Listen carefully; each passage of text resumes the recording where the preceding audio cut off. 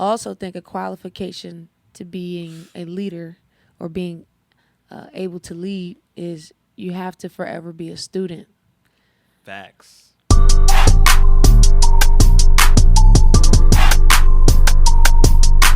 Yo, what's up, everybody? Welcome back to another episode of Follow Through. I'm your host, Eb Williams. And this is your other co-host, Coach 2 God, Tone.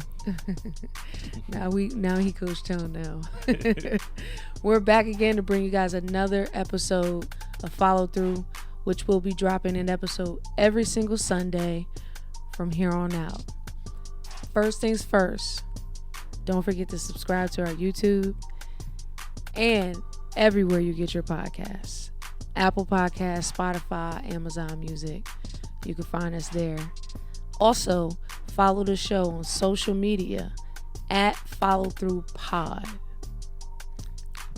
Coming up on this episode, we will have our first pod review, which is very, impactful. I believe it's something that is definitely need to be talked about. We'll also be talking about the one and only, as I call her, Caitlin Curry, Miss Caitlin Clark. And then I think we'll also kind of go into a little bit more about the youth and when should the next group of leaders be able to lead, which is definitely a topic that I think all of you all will enjoy. So yeah, I'm very excited to talk about our last topic, or one of the last topics. But let's go into the review of our very first episode. First things first. Starting a podcast is hard as shit. listen, First things first. Let's get out the way. yeah, I mean, the time that it has took to even get to this episode, the second episode, Right. which is it's almost about 5 weeks from the first one. Okay, yeah, I was on her line like, yo, when we potted, yo, so it's about 5 weeks from us shooting this episode, and I'm telling you, that's because I literally was trying to get all the kinks out, figuring out what goes where and how, and even though I'm on YouTube University, that doesn't mean they have all the answers. Like, there were some things that I had to figure out on my own. right, So, just post-podcast production, like after that video stops recording, that's when the real work starts. right, yeah. Like, I was like, oh my gosh, this is a lot. Hopefully you guys subscribe to us enough, share us enough, like us enough that, we can get somebody to take care of all those mundane tasks. But for the time being, your girl did it. Yes, sir. And it was tough, but I felt like in the first episode, we didn't have a lot of energy. Yeah. Which is unlike us, because naturally, Right. we're Yeah. lively. We always cracking jokes. Right. We never can stay serious. I think the nerves kind of got the best, which is expected, I think. You know what I mean? Coming into a world that we're not really, too fond of. Right. Or I shouldn't say fond of. We're just not really, experienced. Right. I think, you get that. You get those little Jitters. nerves. Yeah, exactly. I've been nervous all day. I've been So I nervous think all day. It's expected, No, for real. Like, I was like, yo, why am I nervous? Why do I have like jitters and like? It's because I thought to myself, like, I'm a beginner again, Yeah. and I feel like this is when you grow. Yeah. You grow when you become a beginner over and over The and over again. newfound love of something. Yeah. It's always butterflies, right? It's always Yeah. that weird stage where it's Yeah. like. I felt like don't I know what to expect, grew this past weekend just because I'm doing something new and I'm trying something new and I've never tried ever. And I'm nervous because I want to be good. Yeah.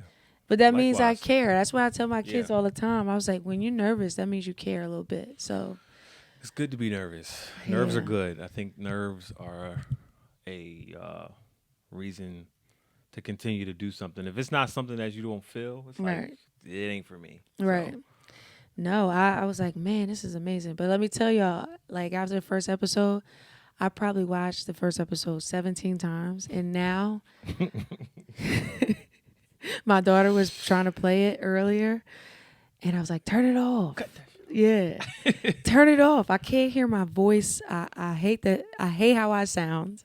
You know, most of us do. Most people. But after hearing it 17 to 30 times, Yeah, it gets a little nauseating. I do not want to hear the first episode until next year. I'm No, good. I think that's why so many people, like, you know, when they're listening to something and it's something that they enjoy, they don't really, once they like are done with it, they don't really revisit it for a long time. Yeah. They go back like a year later. It's like, yeah, let me. No, for real. So, which is cool though. I think it's cool that, you know, we got through one of the hardest parts of potting, right? Yeah. You know what I mean? Just starting. Yeah. Showing up. So here we are showing up again. And for that, you guys should like us and subscribe just because we showed up again. Hit that subscribe. Hit that button, man.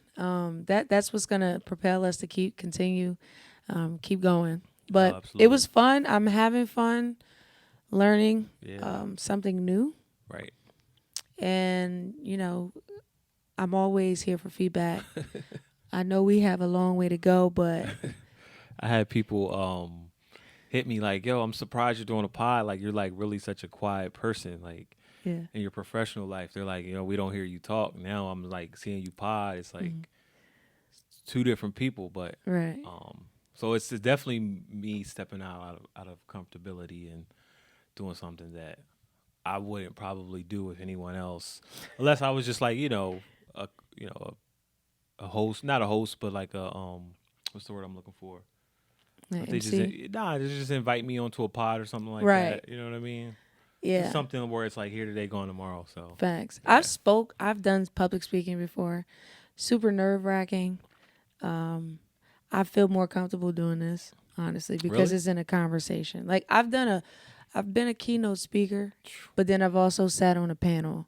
And I like the panel because it's more of a conversation versus going on stage, having one topic and talking about it with 300 strangers. Like a lecture. Yeah. You know. It was like 300 strangers staring at me. Wow, try.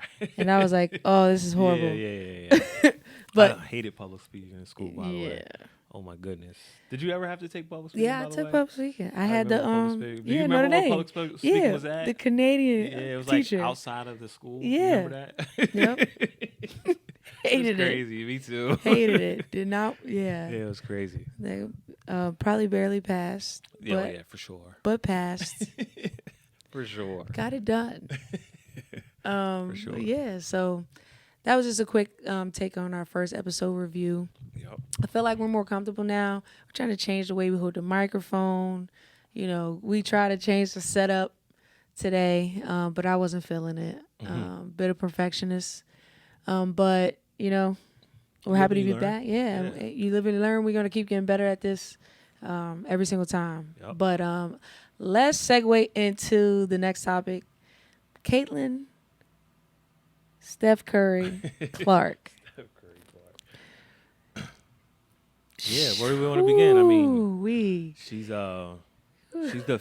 it's crazy because for most casual fans, I think we just started getting to know about Caitlin, 2 years ago, maybe? Man. Maybe? You know, during the pandemic, I think was it the pandemic where she came out? It was a pandemic. It was a little, very low key. Yeah. During the pandemic. It wasn't but last year was very high key. Oh, yeah. No, I think last year really brought her onto the stage of, you could say her name and people would know who you were talking about. You know what I mean? So. Is she the most famous female basketball player in the world right now? Not today. She's not Who's today. Who's more famous than Caitlin Clark today, right now, on this very day? I think there's them LSU girls, man. I tell you, I love them. They've got the branding, so it's gonna, you know what I mean. That's gonna, and they won. They're winners. But I'm not even talking about just college. I'm talking about all female basketball players. Just the face of basketball. I think Caitlin Clark is the face of women's basketball, and I'm not dumbing it down to say just college because I feel like she's been talked about all year. And then now that it is the college basketball, maybe it is because it's the college basketball season. Right. But I mean, if you ask a little boy Right. that's just getting started in basketball, if you ask him about Caitlin Clark, he probably would know. Right. He probably would know her over WNBA Oh yeah, for superstars. sure. There's no knock to WNBA Not players, at all. but as far as pop culture, as far as popularity, Caitlin Clark is just known in everybody's household. She's the face. I feel like she's the face of women's basketball. That's a huge statement. Not only that, I'm surprised I even just said that. right. I mean, it's a big statement. It's not something to be taken lightly. I mean, what she's doing on the court is just crazy. I mean, she's just unreal, right? And I think if you take a look at Steph Curry's career and how he came on and the things that he was doing, Right. Ascending to where he's at today, Right. it's because of the things that he's doing and has done we've never seen before. And now we transition over to women's basketball and we see a woman doing Steph Curry things, and Right. it's so remarkable to watch this woman, grow right in front of your eyes, and it's like it's not something that she probably picked up last year. She's probably been doing this for. She's been a dog 20, a long you know what time. I mean? She's probably been doing this for. I don't know how old she is. I'm sure She's a senior. Yeah, so she's been doing this for a long time. She's a dog. Her and Steph Curry their faces should be next to the word confidence in the dictionary. I won't be surprised Because for you real. have to be fully confident in order to do the things that they are doing. Like, come on. She's just so different. She's a dog. They played against Virginia Tech this past Thursday. Virginia Tech also has a really good ball player. But, I mean, to be the top dog, to be the person that everybody is looking to stop every single game, and you still come in there and you drop 44. Like, What come she's on. doing. I mean, like, her highlights are just unreal. Like, come on. Like, And don't get me wrong, her numbers are, very, very impressive. I just think her impact is more. It's like she does everything. Right. She's not just scoring 44 points. I think that's the highlight of the night. But I think along with that, she had like 7 rebounds, 6 assists, 4 steals. Like she wasn't just dropping. Look at that. Like, dimes. Oh my gosh. Like, but no, I think I seen some people talking about her this past week, and some of the comments were like, is she a system player? Is she playing within a system, or can she, when she gets to the, you know what I mean? When she gets to the next level, there's really just more freedom to be you. Her numbers are going to go down, obviously, in the WNBA, but she's fundamentally sound. Yeah. She's skilled. So when you're skilled, you're more likely to fit in any system when you're skilled. You can shoot the ball. That's a skill. Every single team that I know loves shooters. So I think she's going to be just fine. Will she drop 44 any given night? Maybe not, but she still will be very impactful. Now, will she be the face of women's basketball when she gets to the WNBA? Probably not. Yeah, I don't think so. Probably not. I don't think so.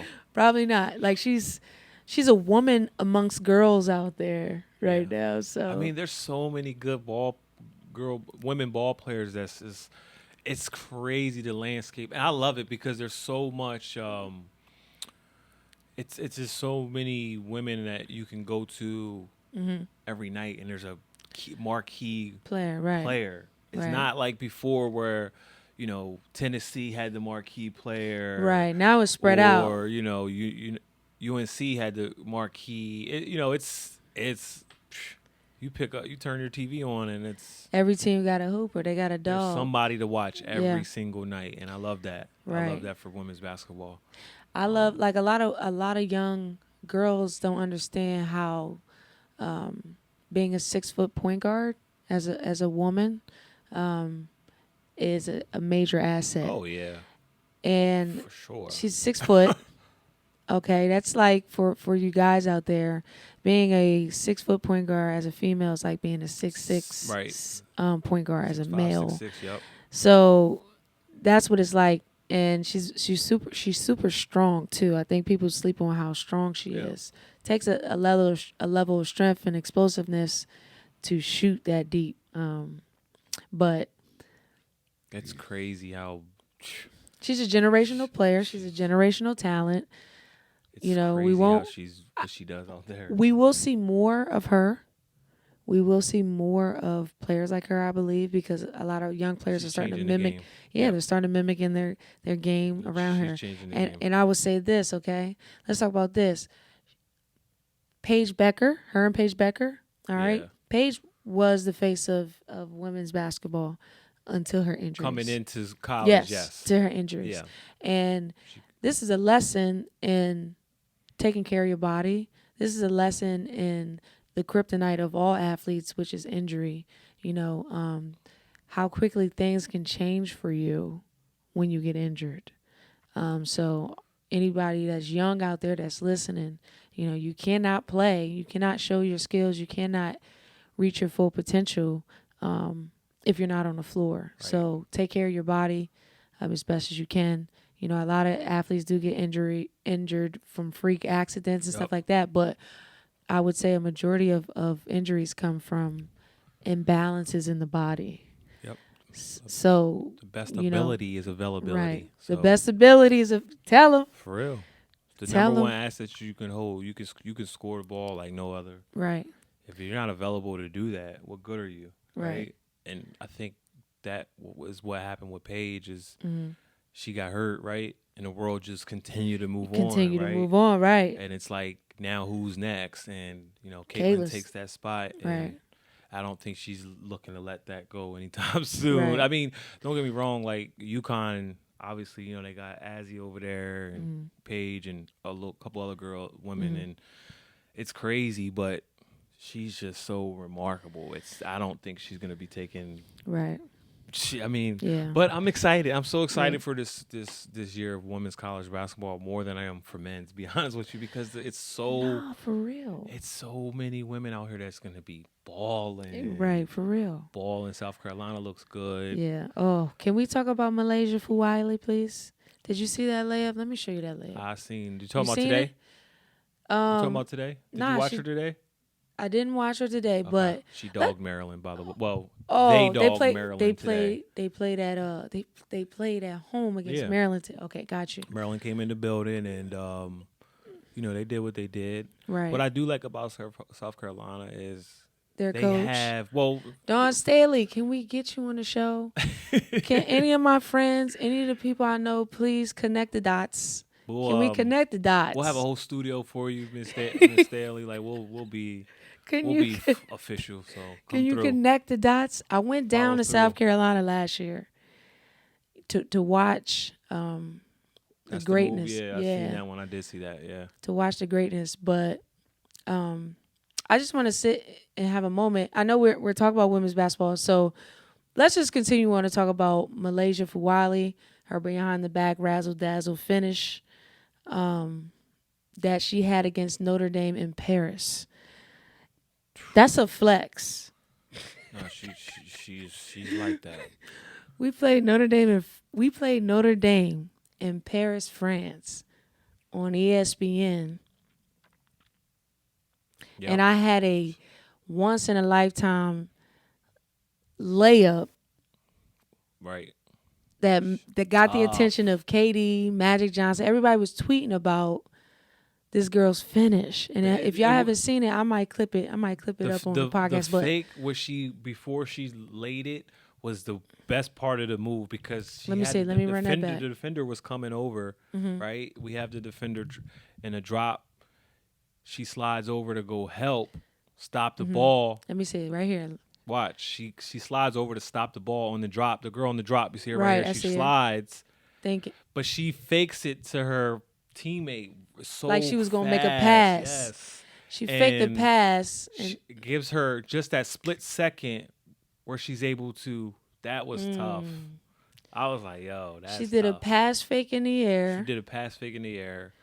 The defender bit, brought it back, and she was able to scoop inside hand with layup. the right, on a going left with the right inside. I'm like, against Notre Dame, top 25 team in the country, in Paris, France, on ESPN. Yeah.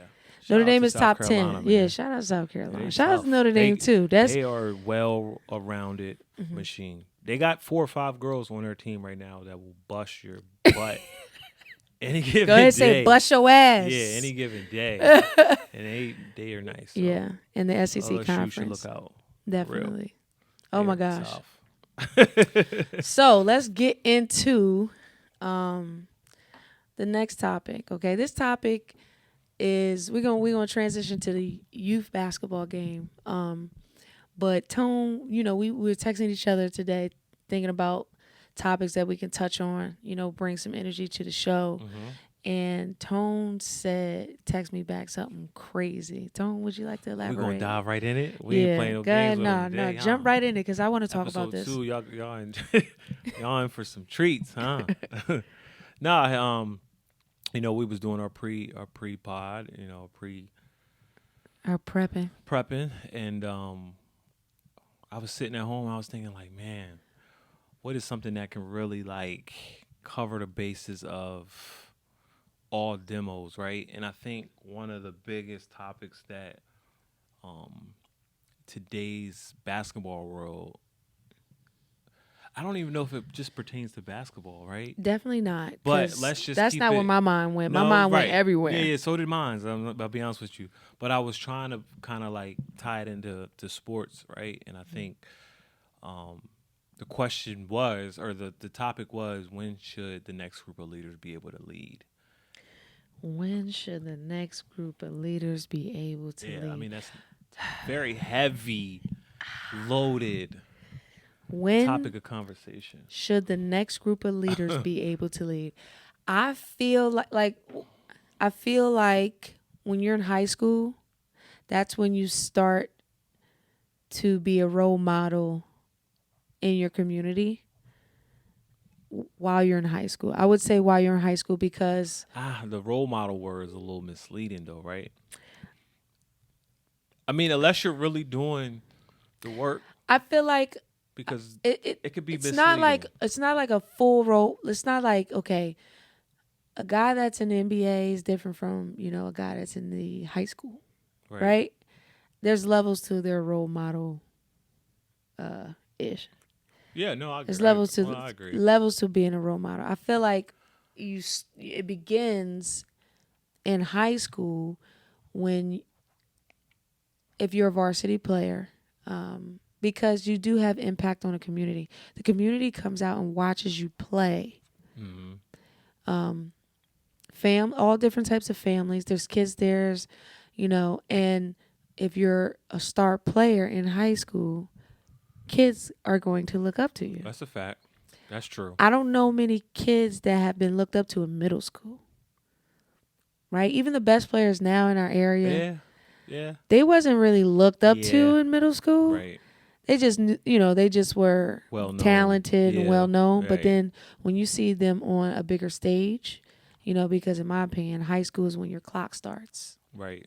Like for me, that's when it starts. So you have young kids from middle school and elementary school coming to watch you play in high school because you are the local star. And I feel like that's when you start to become that role model form. Even if you don't want it, because I never wanted to be a role model. I mean, I wanted to be a positive influence, but I never thought of it that deep to say, people are really looking up to me and blah blah blah blah blah, and I need to make sure I stay on straight. I didn't really think of that until I was a little older, but yeah, that's fair. I don't know. What do you think? So I mean, again, when should the next group of leaders be able to lead, right? I think when I sent that, I think really where I was trying to focus on was like when what you say is valid, right? Mm-hmm. Yes, you do become a role model in the community that you are growing up in. Mm-hmm. That doesn't give you the license to be able to lead, right? I think people take that and it becomes misinterpreted as far as being able to lead. Even when you're even when you're out of that fame or that celebrity status in high school, right? Are you still qualified to be able to lead the next generation that's coming up behind you who looked up to you? Are you qualified to be that person? Depends what they do, what they're doing. Right. I think it depends what they're doing. Like, if you're, it's hard to say because if you're a star, right, in high school, and you are a role model also, Yeah. that doesn't mean you're gonna play basketball the next year. Right. I know some role models that don't play basketball or in college at the next level. And I feel like it's easier for a basketball player to be role model because we're always seeing. So what then qualifies you to lead, though? I Because don't know. so we're at this point in our lives, and I think a lot of us that are in this community, right, that who've been leading for a while, regardless of what you do, I think there's so many people I know from our generation that are currently leading, right? I can give you 10 people right now without hesitation who are currently leading in all aspects of life. They're now qualified to lead, but what happens? Who is now next to do that? Right. Well, what makes you qualified? What makes you qualified to lead? Right. That's a great question. I mean, it's a very open-ended What y'all question. think? Right. Put it in the comments. Yeah, let us know what qualifies you to lead. I mean, is it experience? So does experience go into that? Yes, I think that's you got to go through some shit. For a lot of, right. You got to go through some shit. So I think that's a very great question to ask. Okay. Like, what's the qualifications? Right. Experience is very important. Why it's am irreplaceable. I listening to you when you've not done nothing to show me? Right. Nothing else. Right. And a lot of people struggle with that. I struggle with that. Right. When I was, in a situation where you want to lead, but it's like, are they looking at you with the eye of, well, what did you do? Right. Right. But what I can fall back on today is saying that I've been around leading in a position. Those are still your years, experiences, right? Though. Your experience is your experience. Yeah. Regardless if you did it or not, right. The fact that you were around it, it still counts as experience. Right. Like secondhand it's still experience. Secondhand experience. I get most of my experience comes from. Yes, as a player, absolutely. I've gone through things that most people dream about, but I was also around these players that were doing something on another level that I still was dreaming about. Right. You know what I'm saying? So, but I was around those players. I saw how those players act. I still talk to those players. Right. That, took it to a higher level than I did, but I was still around it. And now I understand why they took it to a higher level. Just because I was around them. So that's experience. Like, experience. Or you getting experience from your coaches, right? Teasley, I didn't know everything he knew, but he taught me a lot. He taught me the most out of any coach I've ever had. Right. And reason why I wanted to coach. Right. You know I teach. Yeah, he's one of the reasons why I wanted to coach. It's right. one of we got Teasley, if you watching, man. You gotta come through, bro. Teasley, we're gonna put you on. I don't think T's ever been on a podcast. This might be because I don't even think he knows the impact that he's made. I mean, I know he knows the impact he's made in a lot of people's lives.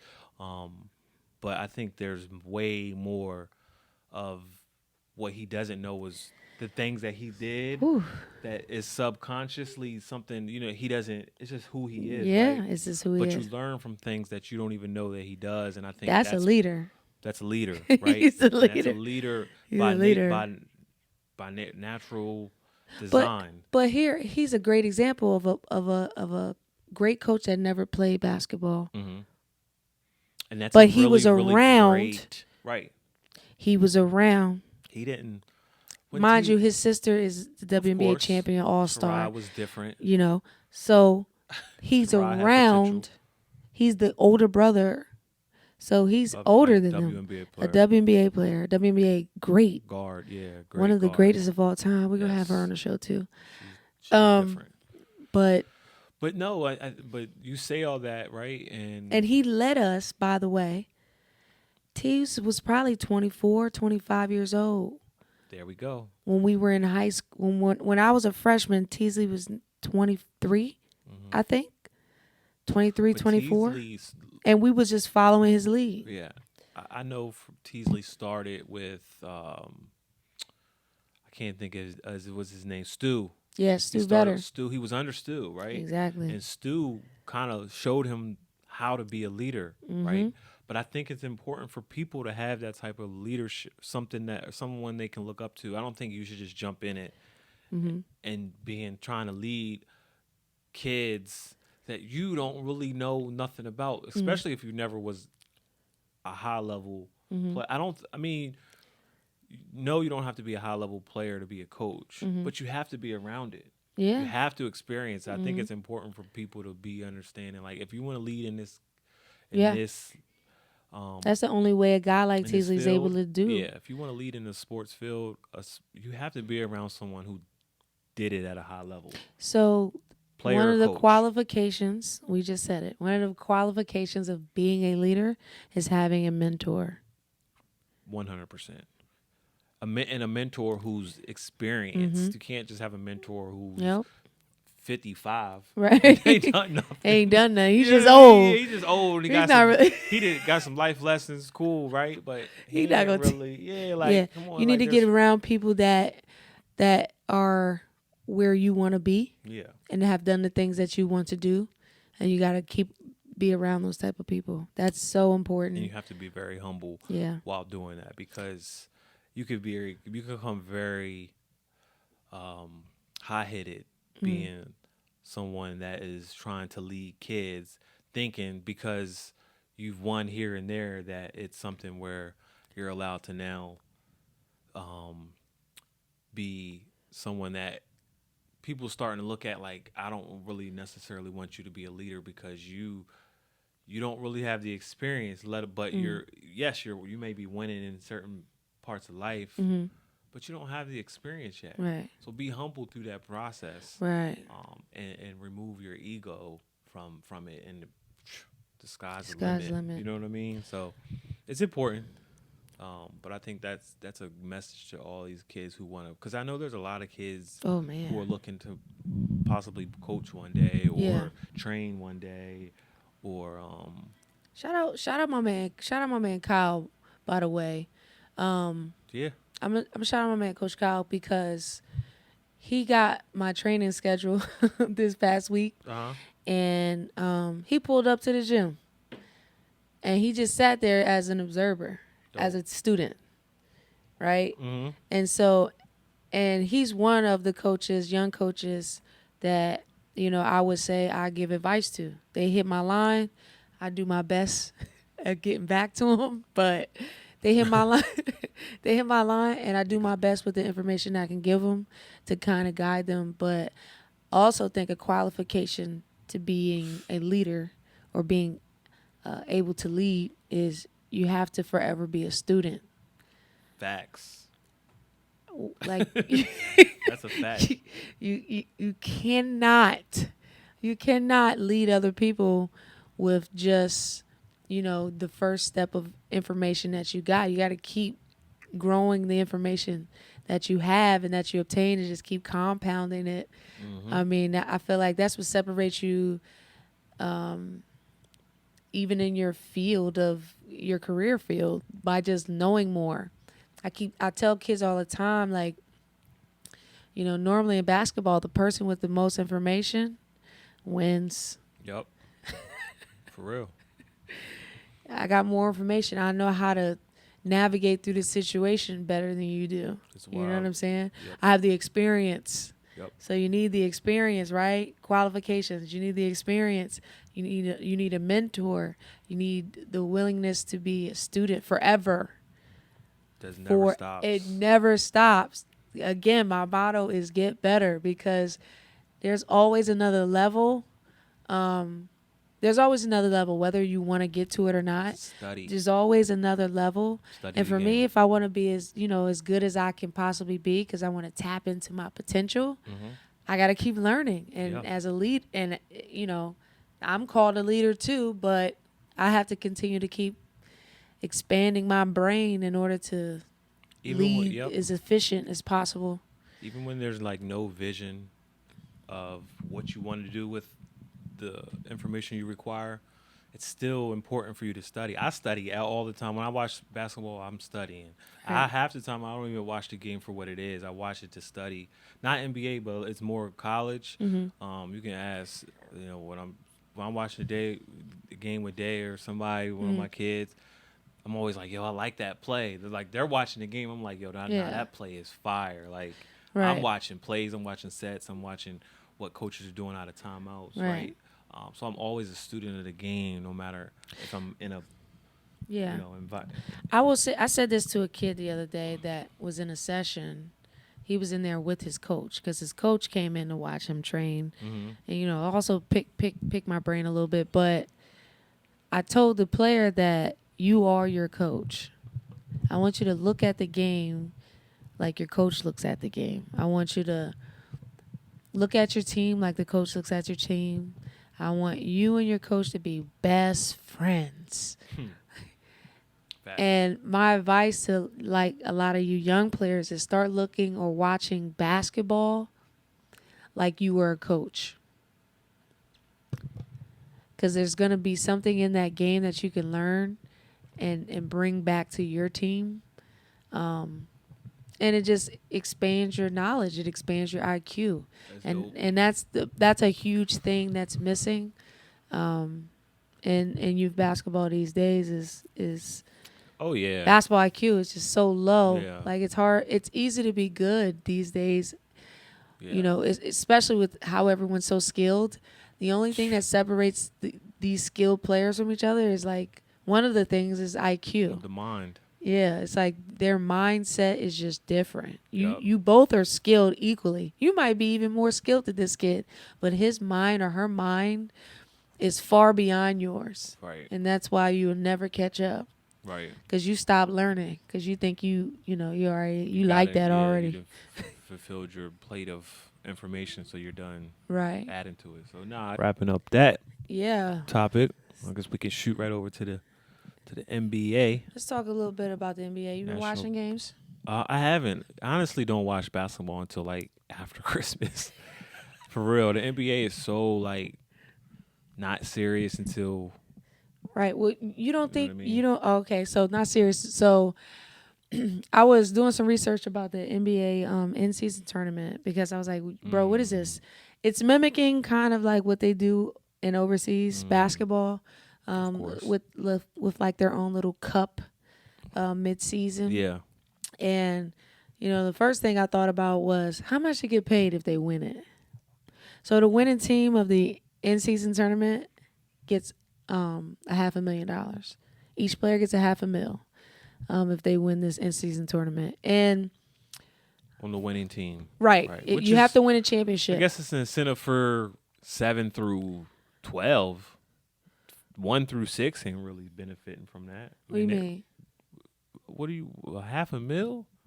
Right. I see that every game check. That ain't nothing. Well, that's you know what I'm saying? well, LeBron. That's why I say 1 through 6 on the roster. 1 through 6 on the roster. Got you. 1 through 6. Our roster. listeners might not all understand that terminology. That's true. Sorry. I mean, I'm just 1 through 6. So 1 starting through 6. 5 in the 6th man. Yeah, are going to see that's no money to them. Right. No, like that's probably paying for their fines that they. Right. It's going to incur for the year. But the guys that are sitting on the bench, 7th man, 8th man, 9th man, 12th man. Yeah, they're going to be like, let's get this money, baby. Let's get this money. But for those who don't know what the NBA in-season tournament is, it is now it's a regular season tournament within this year. It kicked off last year, but it kicked off this year. This is the first year of it? Yeah, this is the first year of it. Why did I think, the WNBA did it the year before. That's why. Okay. All right. My bad. Well, this year, the NBA is having an in-season tournament in which it's pretty much an NBA Cup that they're trying to win. All of their games that are played within the NBA in-season tournament does count towards their regular season 82 games, except for the championship game. So if you're in a championship game for the in-season tournament, win or lose, it doesn't go against your record, but all the other ones do. Correct. With the in-season tournament, all 30 teams were grouped, and there's 6 groups of 5, and the teams were kind of randomly selected based on the record from the previous year. Right. So each team is going to play, I believe, 4 games, and they're called tournament nights. And I don't know if you guys have been seeing the cool courts or the painting or the different style courts. When the courts are painted like that, that means it is an NBA in-season game, and these guys are competing for the NBA Cup. Again, if you win the NBA Cup championship, you get $500,000. If you become second place, you get $200K. Each player gets $200K. And the players on the 2 losing teams in the semifinals get $100K. And the players on the 4 losing teams in the quarterfinals will get $50K. So they do a group play. They take the best record from the group play. And then all the top teams go into like the knockout round is what they call it. Yep. So the only way to make money in this for the in-season tournament for the NBA players is if your team makes it to the knockout round, which is pretty much 8 teams that are competing for the championships. Like I said before, there's 6 groups. So there's 2 teams that are wild cards that end up making it to the knockout round, and they base it on their record. So if they came in second place in their respective conference, they are allowed. There are 2 wild card teams. They're allowed to compete in the knockout round. So it's still separated by East and West. So you still have 3 West Coast groups, and then you have 3 East Coast groups, and obviously there's 15 teams per group. But that's kind of how the structure is. And there's only 4 games in each group, and then you have your knockout games, which are your knockout round is your single elimination. Yep. So that's how that operates. That's how it's set up. What do you think about it? Oh man. Do you think it's good for the NBA? I don't know. I think this is one of those years where it's like, I guess wait and see. You know what I mean? Like if it's good for the season. I mean, right now it doesn't seem like it's very I don't know. It seems very forced. Like they're trying to force something on you. Right. But I think everything new is a little weird. But I mean, you know what I mean? I like it because it is 82 games, right? Yeah, nothing changes. And it gets mundane to a point, like you said. You don't watch NBA until after Christmas. Yeah.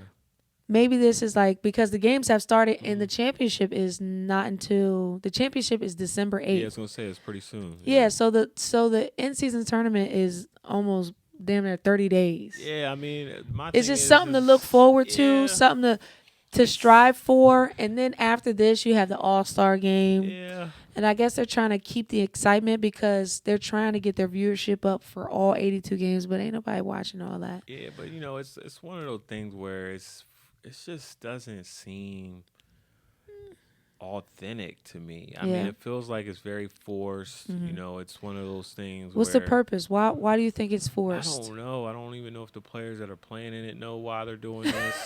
It's like, you know what I'm saying? I really don't get it. But I understand why they're doing it, why the NBA is doing this. Why you think they're doing it? I think they're doing it just for revenue streams, keeping people engaged. Engagement is very important, especially and I'm not the only one that feels that way when I say I don't watch basketball until after Christmas or even Christmas New Year. Day. Some people games. don't even watch it until after All-Star break. Right. So you got 40 games that you don't. You got 30% of your viewership not even watching because they know basketball doesn't get important until after February. Right. Right. So this is the NBA's way of saying, hey, look what we're doing. We're making it more competitive because we're giving these players extra money Right. to play for something, right? Right. And so I get it. I do understand it from a business model, but Trying to keep them more engaged. But you're not tapping into the in-season I tournament? Is don't. that what you're pretty I much mean, saying? I don't think for me. I don't really think I'm ready to watch basketball yet. Yeah. Not NBA. Um, but that's just me. Like, I'm probably for the younger guys, it's probably a lot easier for them to watch. All my kids watch NBA. None Yeah. of them watch college. No, I don't know why. Listen to this. Watch the level that is above you. I cannot express this enough. The NBA game is not the same level as the college game and high school game. It's a completely different game. It's vicious. It's a completely different game. Yes. I got 6th and 7th graders going into their game like an NBA player. Bro, you can't do that.